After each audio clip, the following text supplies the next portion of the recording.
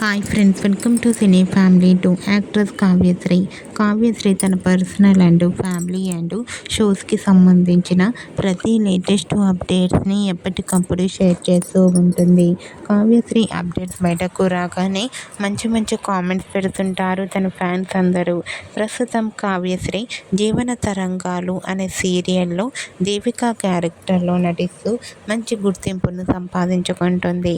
అయితే రీసెంట్గా TV serial actress Kavyasri తన రియల్ లైఫ్ లేటెస్ట్ ఫొటోస్ను షేర్ చేసింది.